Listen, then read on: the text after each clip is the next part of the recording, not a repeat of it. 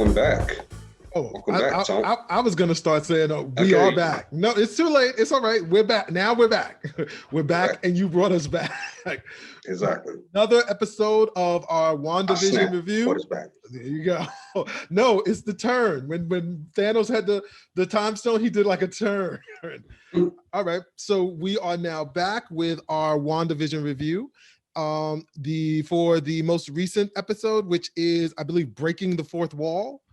And we are excited. I mean, I was excited about it. I loved how it ended. I mean, you've been excited about the whole season. I had my reservations about the sitcom-esque feel of the show. My own personal feelings on the show is I'm torn because there are some aspects that I like. There are some aspects that I dislike. I almost feel to the point that we're bordering on that line of Jar Jar Binks territory with the whole going back to the sitcom. Like, I thought about it today. Whenever you see a big action film or big budget film and they try to rely too much on a specific character for comedy and then just overdoing it, that's what I feel. That's how I personally feel about the series with the whole we're going back to the sitcom. And then think about it, half the audience is not even going to get the references to said sitcoms because half of them weren't even born yet. I don't know. I feel different. I love the sitcoms. I love Did your kids get the Brady Bunch? Weirdly enough, my kids don't. Only one of my kids watched WandaVision. So, and to be honest, I really think that the larger percentage of people that are watching like the WandaVision show, like in a like hardcore Marvel fans, I believe a larger percentage of them are people that are over 25 and up. And so that still hit a lot of the other ages. So, I mean, yeah, I feel like it's relevant to a lot of people. I mean, I think so. What are your thoughts? I'm personally done with that aspect of it. I wanted to get to superhero shit. I'm done with the whole trying to figure out, what sitcom are they doing this week? I was done about 3 weeks ago. Well, it was cute. It was cute. It was something new, revolutionary at first, but now it's just, okay, I get it. We're referencing a different sitcom every week, but the joke is went on for a little too long. Okay. So you are hating the sitcoms? You and I spoke about this earlier. Is Blackish going to be the one next week? Right, is the next episode. Well, okay, just to give everyone some context of what we spoke about, I was saying this has to be the last television show because Modern Family is the most recent sitcom like style that we have. And it was a merge of Modern Family and The Office. It was like a mixture of the two. And so after that, like really, there is nothing more modern right now outside of Blackish. And so if they tried to do Blackish, then that might be a little difficult. It might just be a total Monica Rambeau episode. So, so like Hollywood has used face paint. Not right now, not in this climate. So I feel like what's going to end up happening is like the next 2 episodes, which I was slightly disappointed because I was under the impression that the episodes were going to be an hour long, but because the fake news. Well, the showrunner himself said the total series runs 6 hours. And so we've had a total of 6 30-minute episodes, which is like 3 hours. So maybe the last 2 shows, it's 2 more shows left, right? Yeah, there are 2 more. Maybe there'll be like an hour 15, something like that. Yeah, if he says it's gonna be 6 hours and we've only had 3 hours so far, then they have to be an hour and a half. Unless he's lying and there's like 10 episodes. Always a possibility. Yeah, so we don't know. But yeah, that's the only thing that I was disappointed by. I saw it was 30 minutes, and I was like, oh, I thought this was supposed to be an hour. But outside of that, everything else that occurred in the show, I was really, really excited by. I also wanted to let's just run through the episode. The thing is, every episode has been 30 minutes, but this episode felt pretty short, I think, because not a lot happened in the first 2/3 of the episode. We was in sitcom mode. Right. Yeah, exactly. A lot of it was basically Wanda, like she's like, recurrent, like waking up from the effects of everything that she did the night before, where she expanded the hex. And so she was kind of like, it was just her coming to grips with it, and also realizing that she was losing her control over the world, like her reality. Things were like shape shifting and changing into different other things. Like things were slipping through time. So like wallpaper would start to roll up on her wall when her wall is now styled in the 2010s era. Her children, Quick and Wiccan, or Billy and Tommy, were playing video games, and it was like it went from Xbox to like Atari to The Uno Uno, cards. it Yeah. looked as if it gave you the vibe that either A, she was losing control, Mhm. or B, she was just stressed. Which could be a combination of both. The Right. fact that the stress is causing her to lose control, and it just felt as if the kids were just jumping from the 70s to the 80s to the 90s to the 2000s to the 20th century. They were Right. just bouncing all over the place. Right. So I feel like, yeah, I mean, in terms of the episode itself, I liked it. I thought it was a strong episode. Like I said, the first half of it was just a little bit like, it's just kind of, it was really like how would I say, the hangover of her using her powers in that capacity the night before.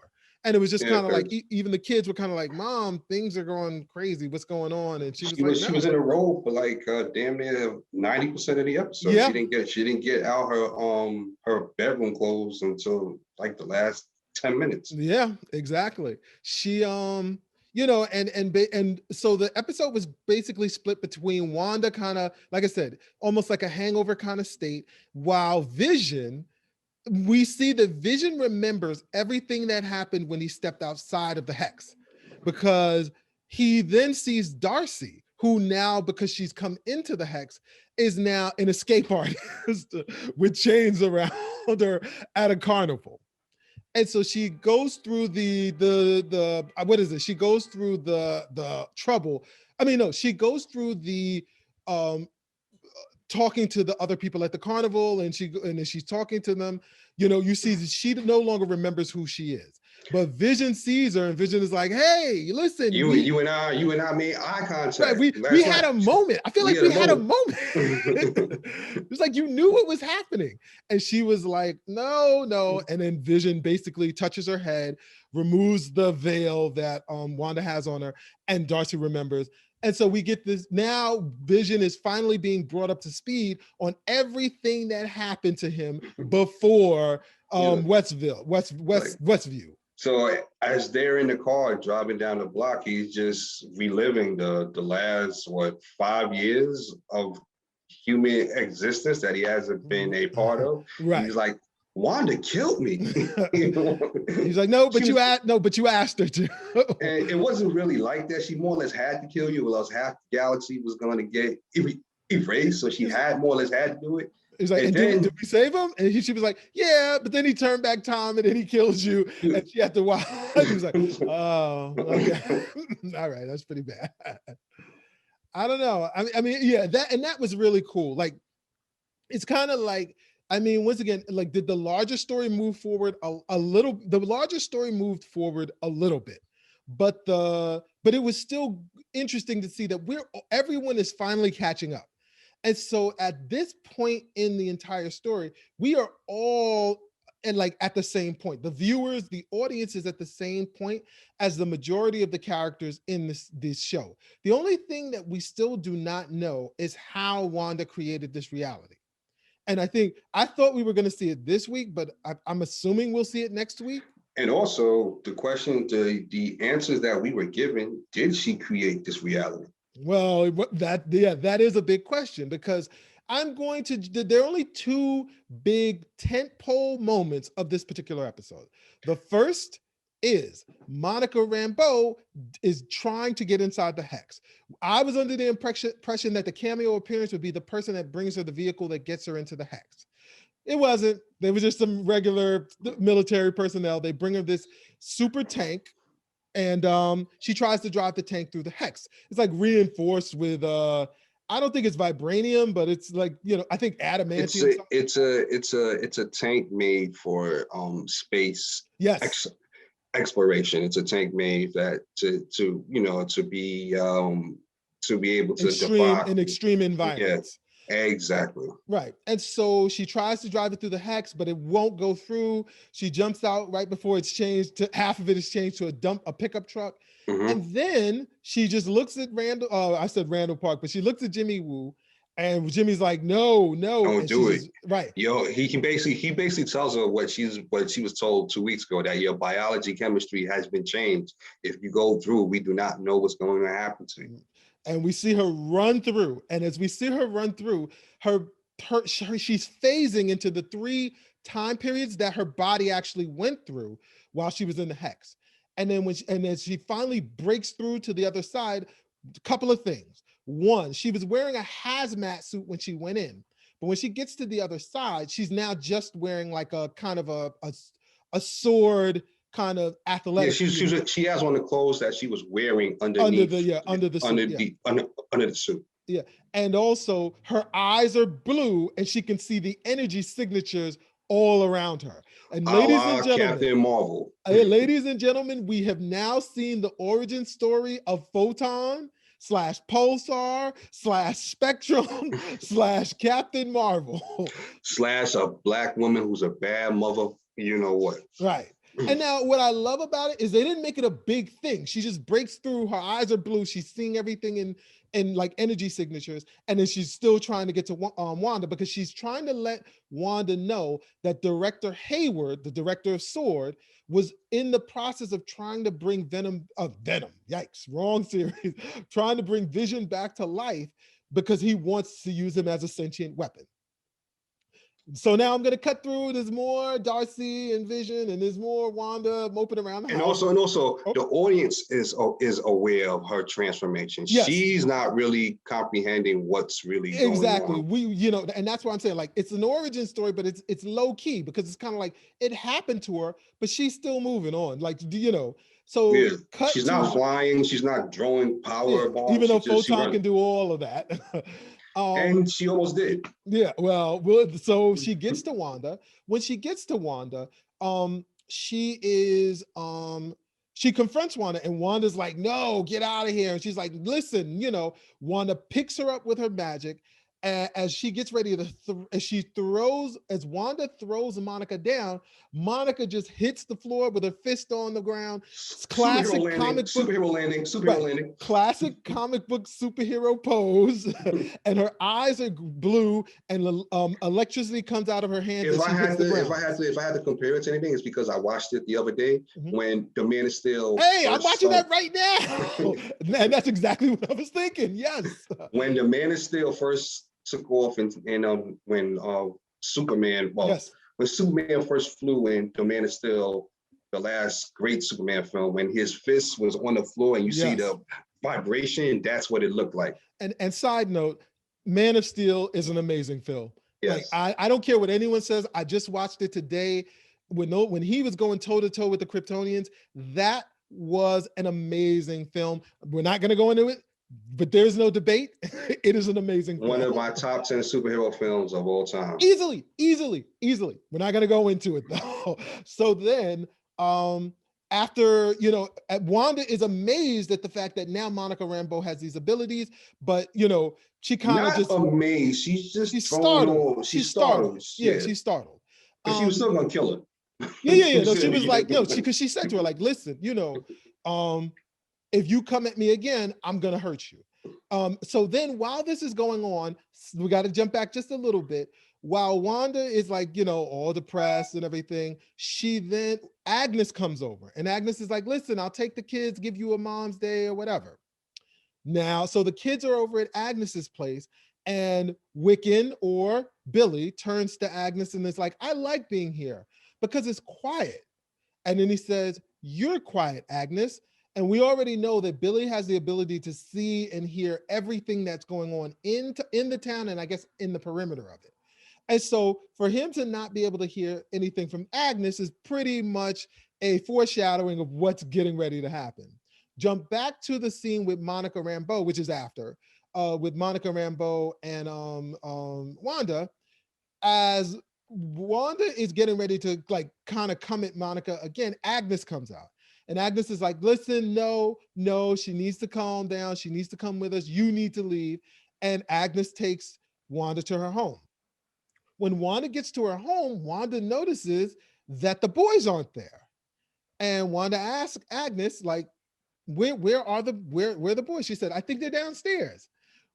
We see Wanda go downstairs, and when she gets downstairs, it's like some kind of like chamber, like an altar, not an altar, but like it does look like a ceremonial.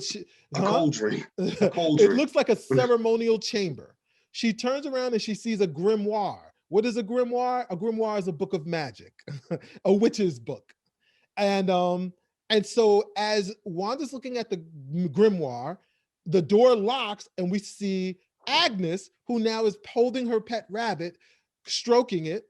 And her hair, Agnes's hair is a little crazy. And she comes in and she goes, hi, I'm Agatha Harkness.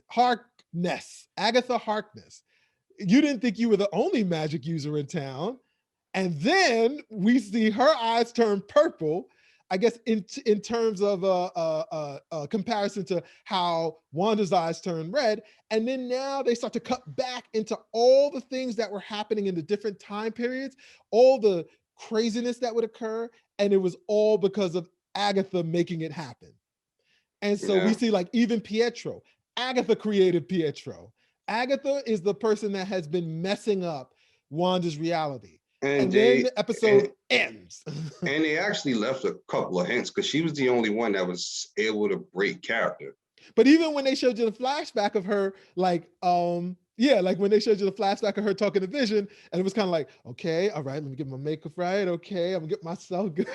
And then you see her go into her scene. So it was really cool that we got that weird flashback. It was a nice revelation that we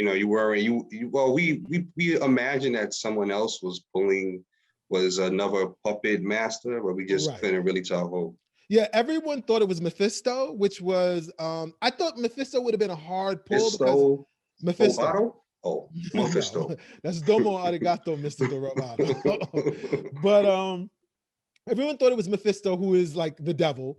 And I think that would be kind of a reach. Like, I think Marvel has to build up their Doctor Strange world a little bit more before we start going into the devil directly. But like, I'm going to be transparent about my knowledge of Agatha Harkness. I don't know much about her. She is, from what I've read. And that's why she's the perfect villain. Right. From what I've read, she's two things. Number one, she is a like nemesis kind of / like anti-hero connected to Fantastic Four. But the second thing is she is the mentor and trainer of Scarlet Witch. She's the one who taught Scarlet Witch all her magic, which then makes sense that they would use her in this way. You know, she may still be a villain. We don't, because that's the thing. We still don't really know. We know she's been messing up Wanda's reality. We just don't know why. And so this is going to be interesting to see. We don't know why, and we don't know how much of that entity is her and how much of it is Wanda. Wait, how much of what the reality? Yeah, we don't know. It her? Yeah, is it her? Did she put the thoughts into Wanda's head to actually go forth with whatever she's doing? Yeah. And then lastly, just in case you did not know, that like there is a cut scene. Someone had to tell me after the fact. I had to go back and watch that last cut scene. And in the cut scene, we cut back to Wanda trying to look into Agnes's home, and she can't see anything. So Monica Rambeau runs around. Monica. Yeah, Monica. Monica. Yeah. Oh, sorry. Monica runs around the back and opens the door to the basement, and she sees like these purple vines leading into like darkness downstairs. And then we hear Snooper's got to be snooping, right? And then when she turns, she sees Evan Peters, and then we cut to her Monica Rambeau's eyes turning purple, which signifies that Agatha Harkness has taken control of her. So, and that is what we also could be symbolizing her power. But wait, symbolizing Harkness's power? Because Photon's power. But Remember, Photon is blue. But was it blue or purple? Photon's power is blue, but her eyes changed to purple. Okay. Yeah, so I'm thinking it was more Agatha. Agatha is having an influence on her. So I mean, once again, big moments. Like I said, the only disappointment I had was I expected it to be a lot longer, and I mean, 30 minutes isn't horrible, but we've been getting that for the most part, and now it's kind of like, just tell us everything already. Just let us know what's going on. Yeah, I feel like they went to the well a little too much with the sitcom stuff. Okay, we get it. It was slick. It's very ingenious writing, where after a while it becomes a bit, I'm watching to see superhero stuff. Well, here we are. This is Modern Family. The Brady Bunch. Well, if you really want to show me something, next week try to incorporate Blackish without offending people. That's not going to happen. If they could pull that off, shit. I mean, they already have a family. Well, I don't think that's going to happen. Monica Rambeau, she could play Rainbow, and the heavyset Black Eye, he could play Anthony Anderson. Yeah, I don't see that happening. But yeah, so hopefully next week we're probably not going to get any more sitcoms, because in terms of the time period, they're like modern, like they're at this time period now, and there aren't any real big TV series like that's just breaking boundaries and changing television as we know it. Maybe they could add Oz to it or something. Well, that'd be going back to the 90s. So yeah, I don't see any of that happening. But that being said, I look forward to next week. I'm hoping we get that hour episode as promised. But this has been our WandaVision review episode. We will be back next week. Thanks for coming by. Later. Peace. You've been listening to Two Brothers at a Water Cooler with Mike and Tom, produced by Jamie Fernandez and Peter Bune. Rate and review this show on Apple Podcasts, and you might find your review in a future episode.